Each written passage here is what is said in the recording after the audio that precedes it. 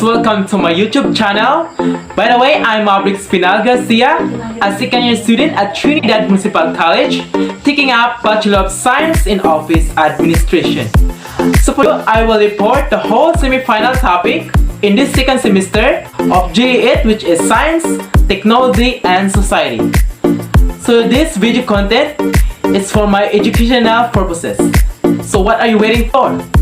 So let's start our discussion.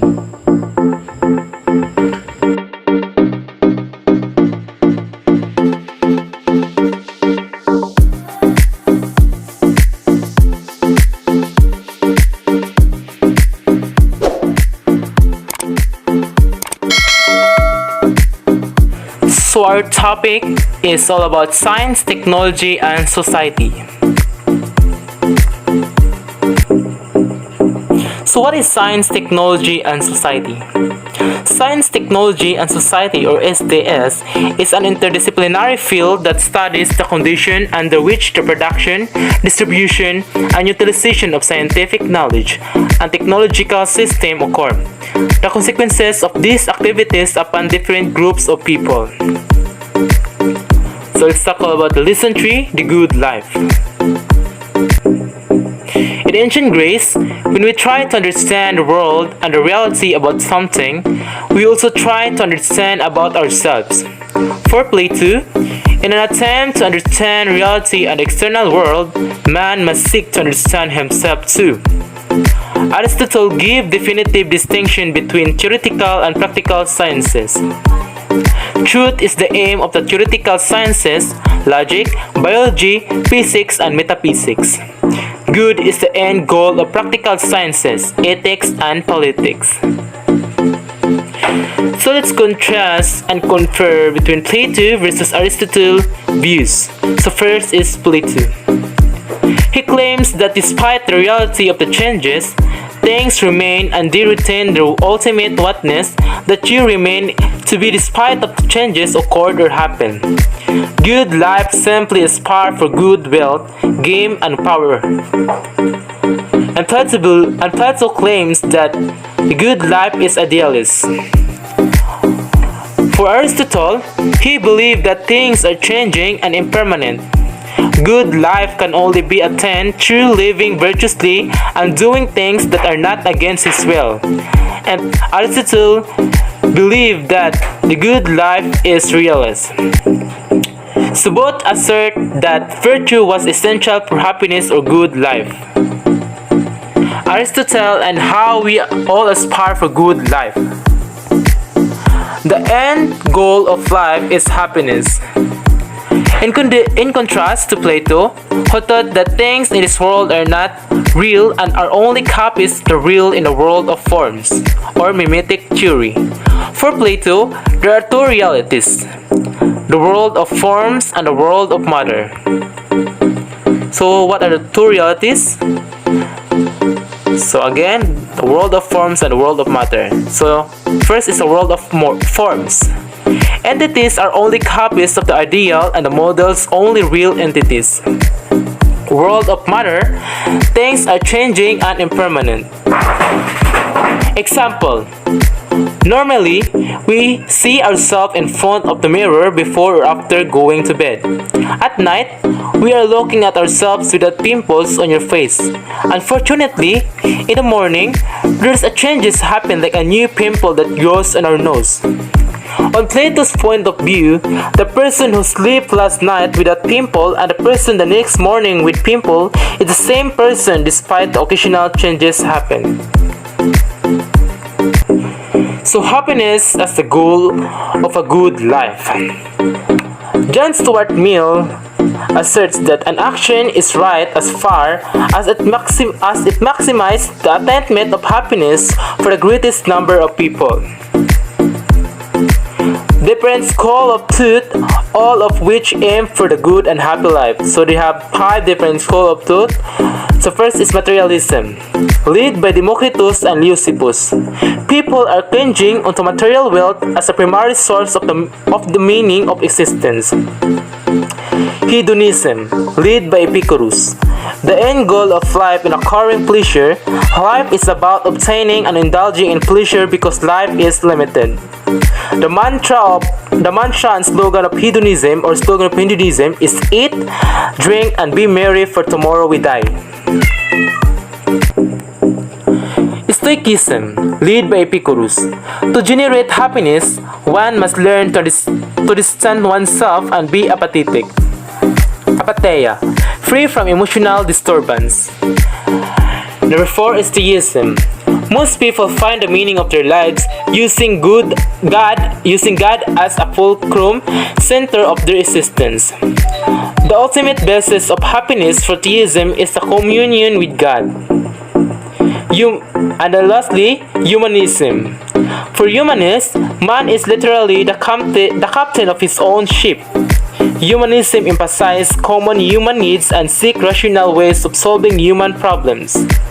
Stress the potential value and goodness of human beings. So let's go to lesson 4, when technology and humanity cross. So what is technology? Technology came from the Greek word techne and logos, which means art and word. Buchana 2010 says that technology means a discourse on arts. Roles played by technology these days are: it makes life so much easier and more convenient than ever before. It does not only bring convenience but also pleasure and happiness to people. Allows people to listen to good music, allows them to communicate with their loved ones anywhere in the world, allows them to surf and play games anytime, anywhere. So television sets, mobile phones, computers, and humanity. So first is television set. So this is an example of the television set. What is television set? According to Kantar Media, the most trusted and remains to be the ultimate medium for advertisement placement. A product of different experiments of various people. First is Paul Gottlieb Nipkow. A German student in the late 1800s was successful in his attempt to send image through wires with the aid of a rotating metal disc. This invention was called electric telescope. And second is Alan Archibald Campbell Swenton, English scientist, and Boris Rusing, Russian scientist, created a new system of television by using the cathode ray tube in addition to the mechanical scanner system. So two types of television system, which is mechanical television and electronic television. So first is mechanical television. It's a television system that relies on a mechanical scanning device, just as a rotating disc with holes in it or rotating mirror drum to scan the scene and generate the video signal, and a similar mechanical device at the receiver to display the picture. And the second is electronic television. Electronic television rely on a technology called a cathode ray tube or CRT, as well as two or more anodes. Next is a mobile phones. So this is an example of mobile phones. On April 3, 1978, Martin Cooper, a senior engineer at Motorola, made the world's first mobile phone call. So this is an example of Motorola phone. So the phone weighed 1.1 kilograms and measured 228.6 times 127 times 44.4 millimeter. It took 10 hours to charge. Motorola Dynatac 8,000 times. Goodwin 2016. In 1983, Motorola made their first commercial mobile phone. So next is computers and laptops. So these are examples of computers and laptops. Charles Babbage, 19th century English mathematics professor, designed the analytical engine which was used as the basic framework of computer. Osborne 1, Orfano 2011, first true portable computer, and was released in April 1981. So next is ethical dilemma faced by this technological advancement.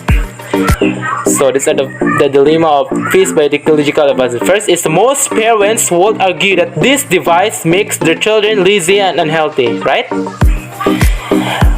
Second is people are already overly dependent on these devices. Third is it may bring people virtually closer but not physically or personally. Robotics and humanity. So what is robotics? Robotics is an actuated mechanism programmable in 2 or more axes, with a degree of autonomy moving within its environment to perform intended tasks. So next is service robot. A robot that performs useful tasks for humans or equipment excluding industrial automation application and can be classified into industrial robot and service robot. So example of this is domestic servant robot, automated wheelchair, personal mobility assist robot, and pit exercising robot. So professional service robot. So what is professional service robot? Or a service robot for professional use is used for a commercial task, usually operated by a properly trained operator. So example of this is cleaning robots for public places, delivery robots in offices or hospitals, firefighting robot, then rehabilitation robot, then surgery robot. So roles played by robotics. We have 3 roles played by robotics, which is the first one is Law 1. Law 1 is a robotic may not injure a human being or through inaction allow a human being to come to harm. Next is Law 2. A robot must only obey the orders given it by human beings except where such orders would conflict with the first law. and the last role played by robotic is the Law 3. A robot must protect its own existence as long as such protection does not conflict with the first or second law. So let's go to specific issues in science, technology, and society. So let's go to lesson 1, the information age. So what is information age? According to Webster, information is knowledge communicated or obtained concerning a specific fact or circumstances. So information age is defined as a period starting in the last quarter of the 20th century, when information became effortlessly accessible through publication and through the management of information by computers and computer networks. According to James R. Messenger, who proposed the theory of information age in 1982, the information age is a true new age based upon the interconnection of computers via telecommunication, which uses information systems operating on both a real-time and as-needed basis. So, let's go to computer. About computer. So, what is computer? Computers are among the most important contributions of advances in the information age to society. A computer is an electronic device that stores and processes data. So, these are the types of computers. They have 7 types of computers. First is personal computer or PC. Second is desktop computer. Third is laptop. Next is personal digital assistant or PDS. Number 5 is server. Number 6 is mainframes, and the last one is wearable computers. The World Wide Web or Internet. So what is Internet? The Internet is a worldwide system of interconnected networks that facilitate the data transmission among innumerable computers. It was developed during the 1970s by the Department of Defense. Cyberbullying is an issue that poses alarm worldwide. Consequently, we need to be aware of the possible harm and damage due to abuse of these advances in the information age. So, application of computers in science and research. One of the significant applications of computers for science and research is evident in the field of bioinformatics. So what is bioinformatics? Bioinformatics is application of information technology to store, organize, and analyze vast amount of biological data which is available in the form of sequences and structures of proteins, the building blocks of organism, and nucleic acid, the information carrier. So computers and software tools are widely used for generating these databases and to identify the function of proteins, model the structure of proteins, determine the coding or useful regions of nucleic acid sequences, find suitable drug compounds from a large pool, and optimize the drug development processes by predicting possible targets. So let's go to lesson 2. Biodiversity and the healthy society.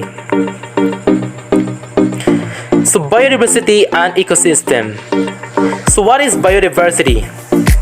Biodiversity is defined as the vast variety of life forms in the entire earth.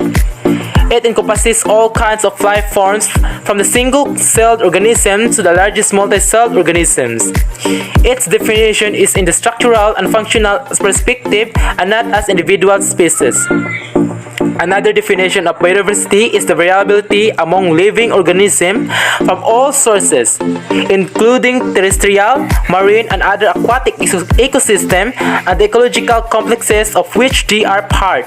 This includes diversity within species, between species, and of ecosystem. Biodiversity plays a major role in this natural dynamics. For example, a large number of golden snails in a certain area of a rice field can help predict a lower production of rice harvest, since eggs of the golden snails are considered pests for rice plants.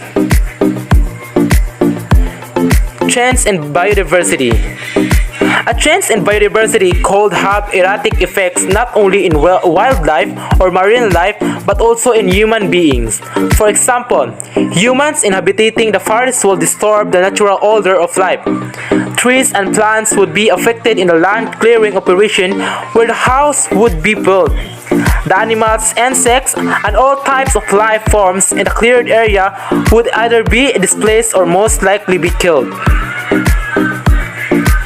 So traits in biodiversity. There are major traits to biodiversity that were identified by United Nations Environment Program. So these are the following. So they have five.